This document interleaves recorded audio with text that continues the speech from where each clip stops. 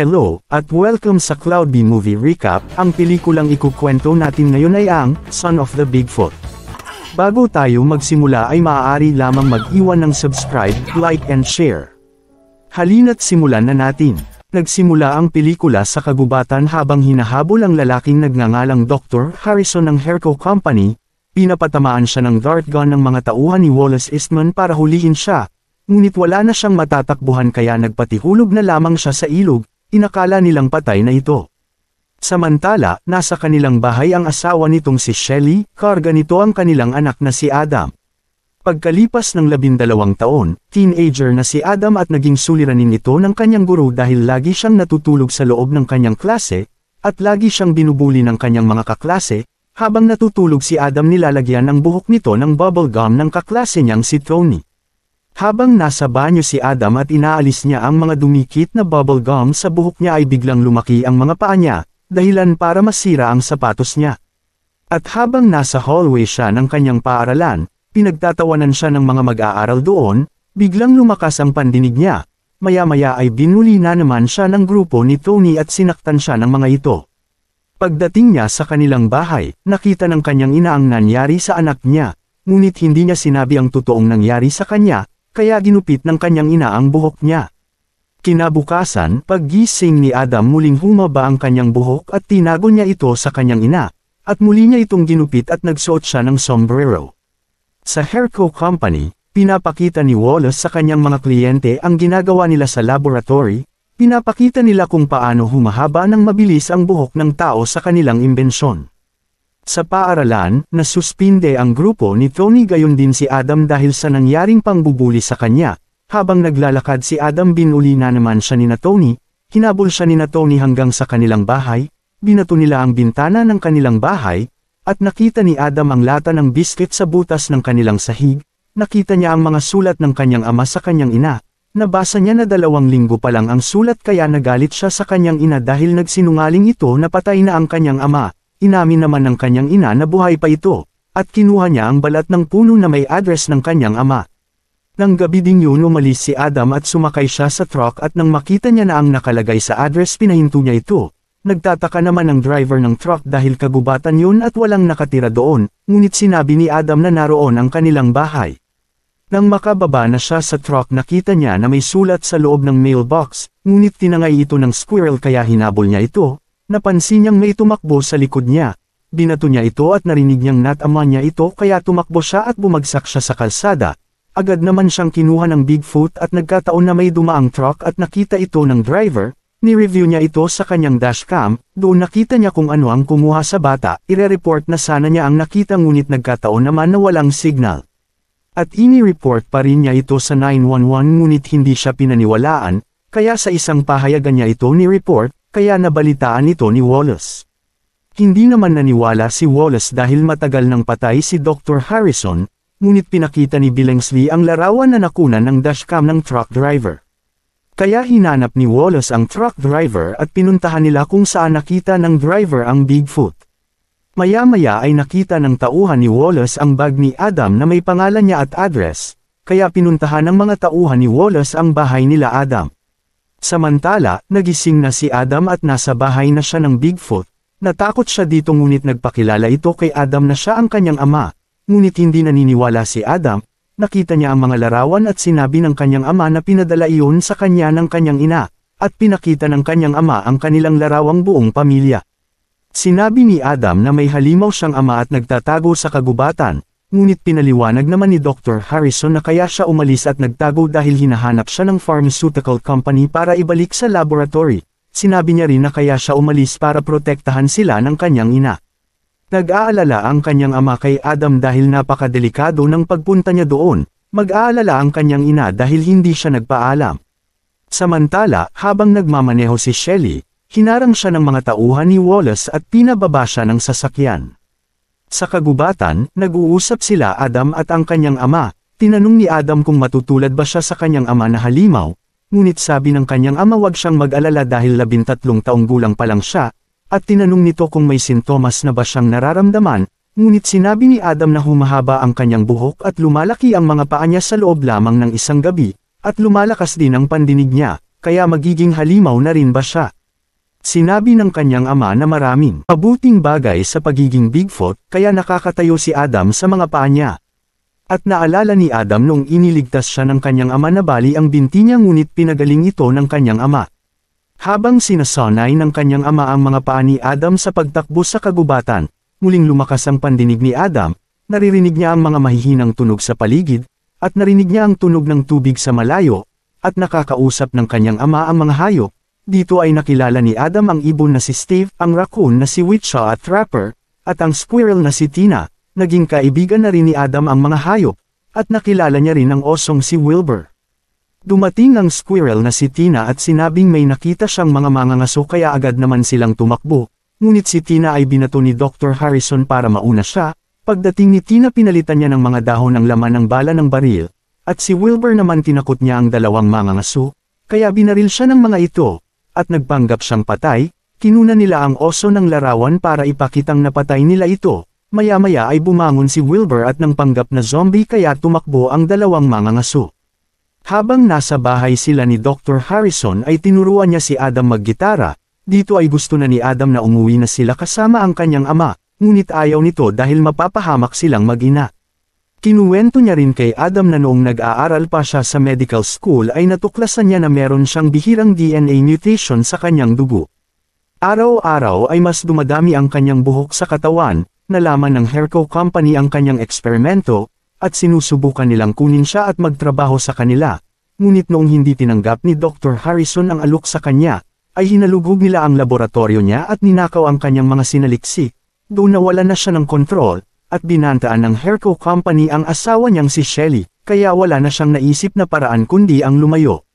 Samantala, pinadukot ni Wallace si Shelly at sinabi nito na nahanap nila si Dr. Harrison, ngunit sinabi ni Shelly na matagal nang patay ang asawa niya, ngunit pinakita ni Wallace ang pahayagan kay Shelly. Sinabi ni Wallace na bago mawala si Dr. Harrison ay gumagawa ito ng kakaibang eksperimento. Pinag-aaralan nito ang pagpapatubo ng buhok na hindi pa nila nakikita. Buhok na katulad sa Bigfoot at sinabi ni Wallace na nagkataon na nakita si Adam sa lugar kung saan unang nakita ang Bigfoot at iniisip niya na si Dr. Harrison ay isang Bigfoot. Habang ang raccoon na si Trapper at Witcha ay naghahanap ng pagkain sa basurahan ay napansin ni Witcha ang mga sasakyan at nakita niya ang larawan ni Adam at nakita nila si Shelly hawak ng mga tauhan ni Wallace. Narinig ng dalawang raccoon na sinabi ni Wallace na walang aalis hanggat hindi nahahanap si Dr. Harrison at hahalugugin nila ang gubat kung kinakailangan. Habang nagluluto si Dr. Harrison, dumating ang dalawang raccoon dala nila ang larawan ni Adam. Sinabi ni Trapper kay Dr. Harrison na nakita nila ang ina ni Adam at may paparating na mga armadong lalaki. Pinatay ni Dr. Harrison ang apoy at sinabi niya kay Adam na si Adam ang naging daan para mahanap siya ng Hairco. At ang mas malala ay nilagay ni Adam ang kanyang ina sa panganib at sana hindi na nagpunta pa si Adam sa gubat. Kaya umalis si Adam at siya ang nagpahuli sa mga tauhan ni Wallace. Dinala siya kung nasan ang kanyang ina, at sinabi niya sa kanyang ina na nagtatago ang kanyang ama sa tunnel malapit sa may waterfalls, ngunit narinig ito ni Wallace kaya inutusan niya ang mga tauhan niya na puntahan ang sinasabi ni Adam at susunod na lamang siya. Samantala, inutusan ni Wallace ang isang tauhan niyang bumaba sa tunnel. Ngunit lumabas ang malakas na puwersa ng tubig at tumalsik ito. Dahil dito nagalit si Wallace kaya kinuha niya si Adam at dinala sa kagubatan. Habang nasa sasakyan pinapaamin nito kay Adam kung nasaan ang kanyang ama. Maya-maya ay inutusan niya ang mga tauhan niyang sunugin ang gubat at nilock ni Wallace si Adam sa loob ng sasakyan, at tinulak nito ang sasakyan sa nag-aapoy na damuhan. Nagsimula ng masunog ang sasakyan at pumasok na ang usok sa loob, at nanghihina na si Adam. Biglang dumating ang kanyang ama at niligtas siya, ngunit binaril ng dart gun si Dr. Harrison at nawalan siya ng malay, at nang mababagsakan sila ng punong nag-apoy ay hinarang ito ni Wilbur at kinuha ng grupo ni Wallace si Dr. Harrison. Nang magising na si Adam inakala niyang ang kanyang ama ang gumising sa kanya, ngunit si Wilbur pala ang nasa harapan niya, at iniwan siya ng mga kaibigan niyang hayop para maghanap ng ibang tirahan dahil nasunog na ang gubat. Ngunit pinigilan sila ni Adam at galit si Wilbur na inangilan siya. Sinigawan din ni Adam ang oso. Sinabi ni Adam sa mga hayop na tulungan siyang iligtas ang kanyang ama. Ngunit ayaw ng mga hayop. Sinabi ni Wilbur na wala silang laban sa mga tao. Ngunit nakiusap si Adam na ito ay para sa kanyang ama. Pumayag din sila at nagkasundo sila na gagawin nila iyon para kay Dr. Harrison. Sa laboratory ng Herco Company, sinimulan na nilang eksperimentuhan si Dr. Harrison. Maya-maya ay nagising na si Dr. Harrison at sinabi niyang palabasin na siya doon. Ngunit tinatawanan lamang siya ni Wallace at sinabi niya na nasa labas lang ang pamilya niya. At sinabi pa ni Wallace na kung makikipagtulungan si Dr. Harrison ay ligtas ang pamilya nito. Si Adam at ang mga hayop ay nasa labas ng restaurant. Inaabangan nila ang sasakyan ng mga tauhan ni Wallace. Plano nilang sumakay nang hindi sila makikita. Sa laboratory, muli nilang susubukan ang nakuha nilang DNA kay Dr. Harrison, at sinubukan nila ito sa karaniwang intern ni Dr. Billingsley. Maya-maya ay mabilis na tumubo at humaba ang buhok ng intern, dito ay nagtagumpay na sila. Nakarating na ang sasakyan ng mga tauhan ni Wallace sa Herco Company, ngunit hindi pa rin napapansin si Adam at mga kasama nito. Dito nga ay nakapasok na sila sa loob ng hindi napapansin ng mga bantay. Ginamit ni Adam ang kanyang abilidad para makita ang nasa loob, ngunit hindi niya makita ang kanyang ama, kaya isa-isang sinira ng ibon na si Steve ang mga CCTV cameras, ngunit napansin ng bantay na nasisira ang mga monitor. Si Trapper naman ay binutasan nito ang salamin ngunit nabasag ang buong salamin. Samantala, si Wilbur ay sinira ang pinto ng security room at nakapasok silang lahat. Doon ni Adam nakita sa monitor ang kanyang ama at kumuha sila ng mga gamit doon na pwede nilang ipanglaban. Habang wawasakin na ng mga security ang pinto ng security room ay bigla silang pinaghahapas ni Wilbur ng sirang pinto. Habang tumatakbo sila nahuli si Adam ng isang security. Ganon din ang mga kaibigan niyang raccoon ngunit iniligtas ni Wilbur si Adam. Inatake ni Wilbur ang mga security na papasugod sa kanila. Dito nagkaroon ng pagkakataon si Adam na hanapin ang kanyang ama. Ngunit nahuli si Adam ng isang security at kinuryent ito ng squirrel na si Tina. Sa wakas nahanap na ni Adam ang kanyang ama sa laboratory, ngunit ayaw sumama ni Dr. Harrison kay Adam dahil gusto nitong manatiling ligtas ang mag-ina niya. Maya-maya ay dumating si Wallace at sinabi nito kay Adam na mananatili na doon ang kanyang ama. Samantala ikinulong naman ng mga kaibigan ni Adam, nakita ni Adam na nakakulong ang mga kaibigan niya. Habang kausap ni Adam si Wallace sa hallway, nakita ni Adam ang fire alarm at binasag niya ito. Na-activate ang tubig sa kisame at nabasa sila. Tinawagan ni Wallace ang security na i-shutdown ang fire alarm at buksan ang mga pinto. Ngunit nagkamali ng pagkakaintindi ang security at pinag-evacuate niya ang mga nagtatrabaho doon. Hindi na si Wallace pinansin ng mga taong nagmamadaling lumabas, at binitbit na rin siya ng security palabas. Binalikan naman ni Adam ang mga kaibigan niyang ikinulong at ang mga hayop na balak pag-eksperimentuhan ay pinalaya niya sila, at pinuntahan niya ang kanyang ama para iligtas ngunit ayaw pa rin ito. Sinabi ni Adam na kung ayaw sumama nito sa kanya sasabihin niya sa kanila na isa rin siyang Bigfoot kaya napilitan nitong sumama sa kanya.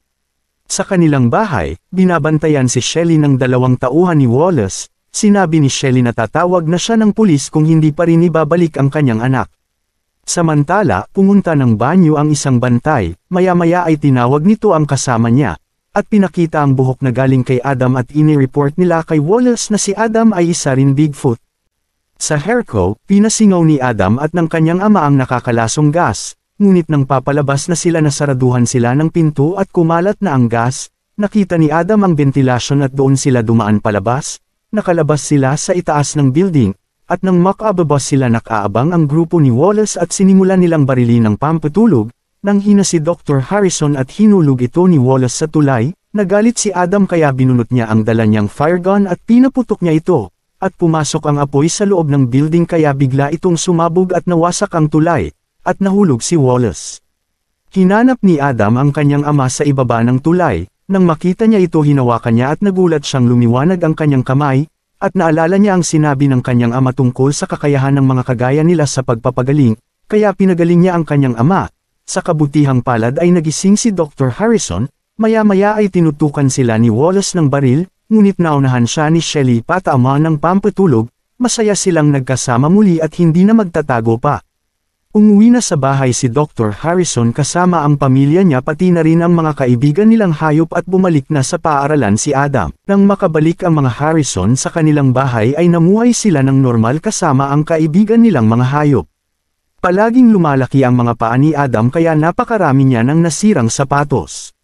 Dito, tumatakbo si Adam ng napakabilis at inoorasan siya ng crush niyang nagngangalang Emma. Kumahanga ito sa abilidad ni Adam, habang may kausap si Emma sa kanyang cellphone ay naririnig ni Adam na siya ang pinag-uusapan nila. Bigla siyang bumagsak at napilayan ang paa niya at agad niya naman ito pinagaling gamit ang kanyang kakayahan bilang isang Bigfoot. Isang umaga, si Witcha at Trapper ay nagluluto ng pancake ngunit paghagis niya ng pancake ay aksidenteng natamaan sa mukha si Shelly, kaya pinagsabihan ni Shelly si Trapper na wag ihahagis ang pagkain, si Shelly ay hindi kaya makipag-usap sa mga hayop. Maya-maya ay sinabi ni Shelly na oras na nang papanoorin nilang show sa TV, at panauhin dito ay si Dr. Harrison, kaya agad naman binuksan ni Steve ang TV. Dito nga ay pinakilala na si Dr. Harrison ng host na si Becky, at sinimulan ng ikwento ni Dr. Harrison ang mga pinagdaanan niya, at pinakilala sa kanya ang isang lalaking agent. Dito nga ay marami nang nakakakilala kay Dr. Harrison. Sa paaralan, habang naglalakad si Adam sa hallway maraming mga mag-aaral doon ang lumapit sa kanya, may mga dala itong larawan ng kanyang ama para papirmahan sa kanyang ama. Isa na dito ang administrator ng kanilang paaralan. Kung matatandaan ay ito ang nagsuspinde kay Adam ng 2 buwan, nais din itong magpa-autograph sa kanyang ama. Maya-maya ay nakita ni Adam ang mga nambubuli sa kanya, at sa pagkakataong ito ay may mga dala rin silang larawan ng kanyang ama. Hinabol siya ng mga ito at nagtago siya sa loob ng banyo. Sa loob ng cubicle ay may nag-aabot pa rin sa kanya ng mga papel, kaya tumalon siya sa bintana at nagkataon naman na nakita niya sa labas si Emma.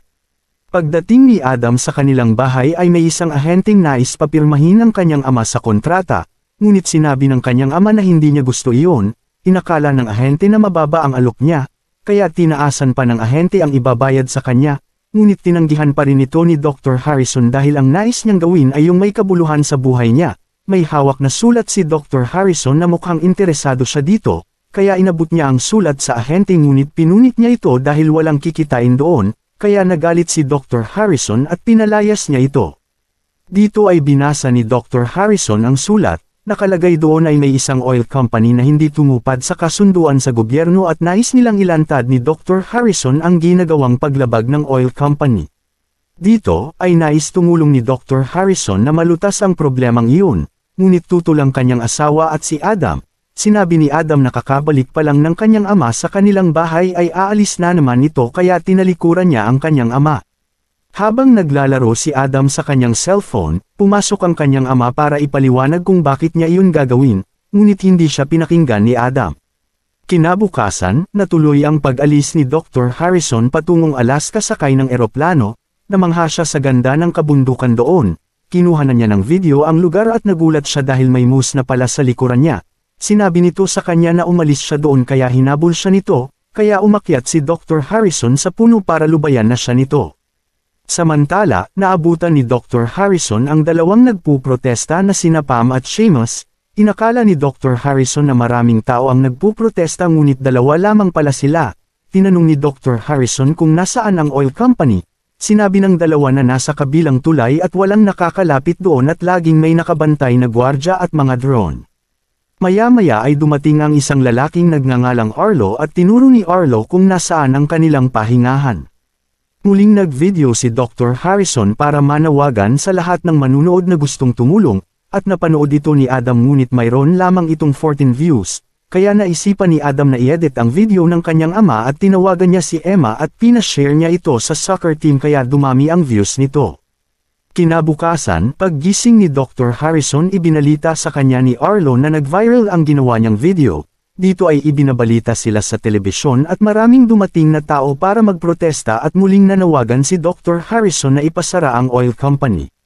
Dito ay makikita ang bagong CEO ng Extract Oil Company na si Connor Mandrake, na pinapatakbo ng 3 henerasyon ng kanilang pamilya ang kumpanyang ito. Sinabi ni Connor na nagpapatakbo sila ng kumpanya ng langis na malinis at walang naiiwang bakas sa kapaligiran. Samantala, habang tinitingnan ni Dr. Harrison sa binocular ang lugar, ay sinabi niya kay Arlo na kung talagang malinis ang ginagawang langis ng oil company, bakit hindi naniniwala ang mga tao?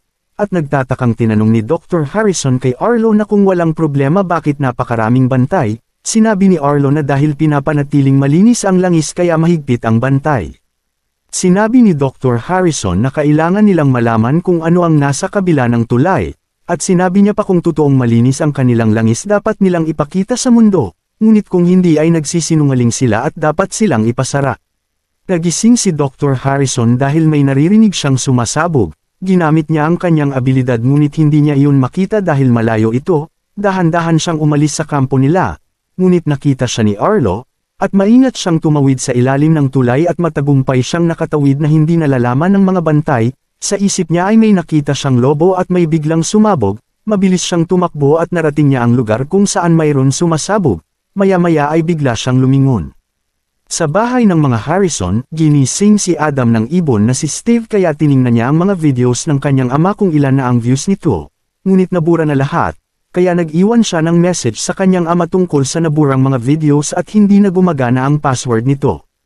Samantala, napanood nila ang balita sa telebisyon na nawawala si Dr. Harrison. Dito ay nagsasalita si Arlo na sinabi niyang nakita niya si Dr. Harrison na umalis noong gabi. At nakita sa security cameras na tumawid ito sa tulay, at sa tingin nila ay inatake ito ng lobo, ngunit hindi naniniwala si Adam dahil nakakausap ng kanyang ama ang mga hayop kaya imposible iyon. Kaya nagplano ang kanyang inang si Shelly na puntahan nila si Dr. Harrison sa Alaska, isasama nila si Wilbur at Trapper. Papaalis na sila kaya nagpaalam na si Trapper sa mga anak niya. Dito ay nasa border na sila ng Amerika at Canada. Nag-inspeksyon ng security ngunit hindi nila nakita si Wilbur at Trapper. Habang nasa biyahe sila na pag-uusapan nila si Dr. Harrison na sana nasa maayos itong kalagayan, ngunit sinabi ng kanyang ina na tumagal ang kanyang ama sa gubat ng 10 taon, sigurado siyang nasa maayos ito. Sa wakas nakarating sila sa Rocky Valley Mine, at nabaon ang gulong ng sasakyan nila sa putik. Maya-maya ay nagulat si Shelly kay Arlo na nakasilip sa bintana. Ngunit paglabas ni Wilbur ay natakot si Arlo dito. Dito nga ay sinabi ni Shelly kay Arlo na isa siya sa mga nagpuprotestang nakita niya sa telebisyon, at nagpakilala si Arlo sa kanya. Sinabi ni Shelly kay Arlo na hinahanap nila ang asawa niyang si Dr. Harrison, at sinabi niyang isang Bigfoot si Dr. Harrison. Sinabi ni Arlo na sasamahan niya si Shelly kung saan huling nakita si Dr. Harrison.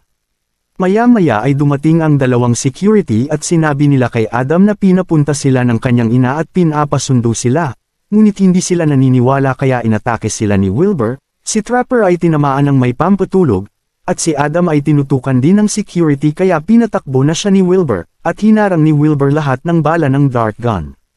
Dito ay napilayan ang paa ni Adam kaya nais niyang pagalingin ang paa niya, ngunit patuloy siyang hinahabol ng mga security. Habang pinapagaling ni Adam ang paa niya, nakatutok ang baril ng security kaya binato niya ito ng sapatos at tumakas siya. Hinabol siya ng mga security kaya nahulog siya sa bangin, buti at nakakapit siya sa puno. Dito ay giniginaw na si Adam kaya pumasok siya sa kuweba at nagkataon naroon ang lobo at inatake siya. Sinabi sa kanya ng lobo na hindi dapat naroon ang tao. Sumagot si Adam na hinahanap niya ang kanyang ama. Nagtaka ang lobo na naiintindihan siya ni Adam. Sinabi ni Adam na nakakausap niya ang mga hayop at sinabi pa niya na hindi siya pumunta doon para saktan ang lobo, ngunit sinabi ng lobo na wala siyang tiwala sa mga tao dahil sinisira nito ang lupain at nilalason ang kapaligiran, ngunit sinabi ni Adam na naroon sila para tumulong ipasara ang oil company at nagsasabi siya ng totoo, ngunit hindi naniniwala sa kanya ang lobo. Kaya sinabi na lamang sa kanya ng lobo na hindi niya kilala ang ama ni Adam pero ituturo niya kung saan ito hahanapin kaya sumunod si Adam sa kanya. Habang naglalakad sila ay sinugod ng lobo ang kunehong nagtatago sa butas dahil gusto niya itong kainin. Pinigilan naman ni Adam ang lobo para hindi maabutan ang kuneho, kaya nagpatuloy na silang pumunta kung saan matatagpuan si Dr. Harrison. Samantala, naroon na sina Adam sa lugar kung saan makikita ang kanyang ama. May paparating na drone kaya nagtago sila. Ngunit ayaw na sumama ng lobo kay Adam dahil marami nang nakakalasong langis sa lupa. Kaya pumunta na lamang mag-isa si Adam sa lugar. Nagtago siya sa bato dahil may paparating na helicopter. Nang makapasok na siya sa headquarters, sinuot niya ang uniforme ng mga nagtratrabaho doon. Nakita niya si Connor at sinundan niya ito. Habang nag-uusap sila tungkol sa langis ni record ni Adam ang pag-uusap nila gamit ang telepono niya. Ipinapaliwanag ng tauhan ni Connor na magdudulot ng malawakang kasiraan sa kapaligiran kung ipagpapatuloy nila ang pagbagsak ng bomba sa ilalim, at magsasanhi ito ng pagbaha ng napakaraming langis sa ibabaw ng lambak, subalit walang pakialam si Connor tungkol dito at hihingi na lang sila ng tawad sa media. Nang tumunog ang telepono ni Adam agad siyang umalis sa silid. Habang tumatakbo si Adam, tinawag siya ni Arlo at sinabi kay Adam na wag itong pumunta sa daan yun dahil naroon ang mga tauhan ni Connor na hinihintay siya. Ipinaalam niya kay Adam na may alam siyang daan palabas. Sinundan ni Adam si Arlo at nagdahilan siya na naroon siya dahil inutusan siya ng kanyang ina na nag-aalala sa kanya. Pagkatapos ay ipinahawak niya ang binoculars kay Adam ngunit bigla na lamang siyang pinasasan at tinalian nito. Inakala ni Adam na kakampi siya ngunit si Arlo ay kumakampi lamang sa mayroong pera. Dinala si Adam kay Connor, tinanong siya ni Adam kung sulit ba na sirain ang kapaligiran para sa langis. Pinagmamalaki niyang sinagot na tama si Adam dahil sa malaki ang kikitain niya dito, at isa siyang negosyante ng langis mula pa sa kanyang mga magulang. Tinanong ni Adam kung ano ang ginawa nito sa kanyang magulang, sumagot si Connor na makikipagsundo siya kay Adam na huwag niyang sasabihin kung ano ang mga nakita niya at dadalhin siya sa magulang nito. Pumayag siya sa sinabi ni Connor subalit tinulak siya sa balon at kasabay inihulog ni Arlo ang bakal na kariton. Ini-record ni Adam ang sarili habang siya ay na-stuck sa lugar, na sinabi na mahal niya ang kanyang mga magulang at ganun din kay Emma, hindi nagtagal dahil sa pagwawala niya nakaalis siya dito. Habang hinahanap niya ang kanyang magulang nakasalubong niya ang kanyang ina, pagkatapos ay tinanggal nito ang posas niya, tinanong niya kung nahanap na niya ang ama niya. Sumagot ito na hindi niya mahanap dahil sa napakaraming lagusan dito. Dahil sa malakas ang pandinig ng kanyang ama sinisigaw nila ang pangalan nito. Narinig ni Dr. Harrison ang mag-ina niya at sinubukan niyang umalis sa pagkakatali sa kanya subalit gumuho ang haligi at bumagsak ito sa kanya at napasigaw siya. Narinig ni Adam ang boses ng ama at agad nilang pinuntahan ito. Dito nga ay natagpuan nila si Dr. Harrison at napilay ang binti nito. Agad na pinagaling ni Adam ito gamit ang abilidad niya.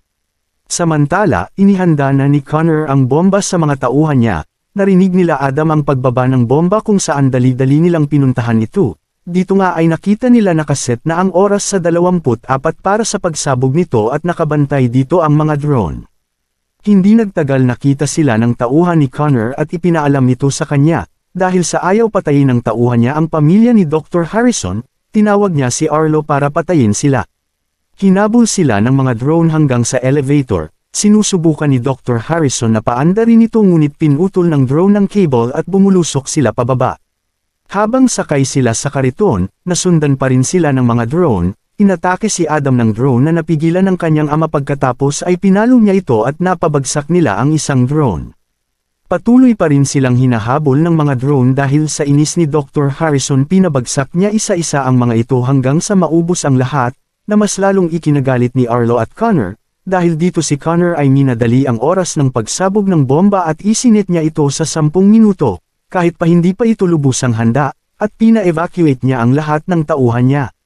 Nang makalabas na sila, ina-upload ni Adam ang video ng pag-uusap ni Connor at ang tauhan niya sa telepono niya, ngunit nakita nila na putol ang tulay na riles na sinusubukan ng ina niya na pahintuan ang kariton na sinasakyan nila.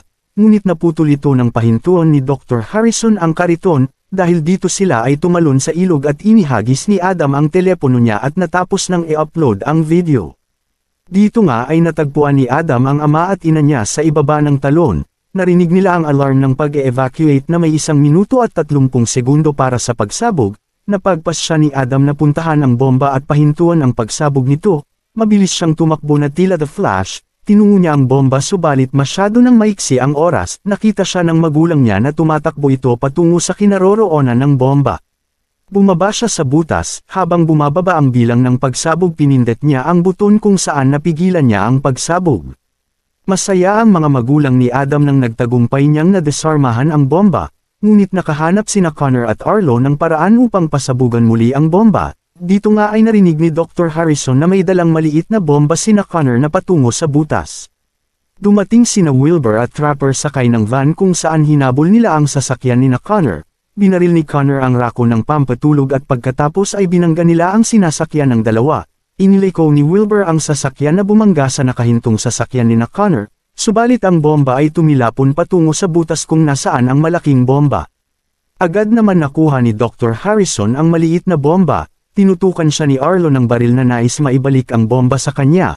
Maya-maya binangga si Arlo ng mouse at hinabol siya nito. Dahil sa hindi pa rin napapahinto ang bomba inihagis ni Dr. Harrison ito sa kalangitan upang doon ito sumabog. Nakita ng media ang pagsabog ng maliit na bomba at agad nila itong tinungo. dahil dito gumana ang in-upload na video ni Adam at napanood ito ng lahat. Wala nang lusot si Connor at kahit ano pa ang kanyang dahilan ay hindi na maniniwala ang mga tao sa kanya, at siya ay siguradong makukulong dahil sa illegal na ginagawa niya. Sinubukan ni Connor na tumakas subalit hinabol siya ng lobo at napunta silang dalawa ni Arlo sa langis. Sila ay umalulong dahil sa tagumpay na nagawa nila. Isang linggo ang nakalipas, sa isang balita nilinis nila ang langis at nagpatupad ang gobyerno na walang magmimina ng langis sa Rocky Valley, na pinapangunahan ng pamilyang Bigfoot. Sa labas ng bahay ng Bigfoot family naroon si Emma at napanood niya ang video na in-upload ni Adam, dahil dito inalok ni Adam si Emma na mag-date na hindi naman tinanggihan ni Emma. Dito na nagtatapos ang pelikula. Kung nagustuhan ninyo ay maaari lamang mag-iwan ng subscribe, like and share. Salamat sa panunood hanggang sa susunod na video.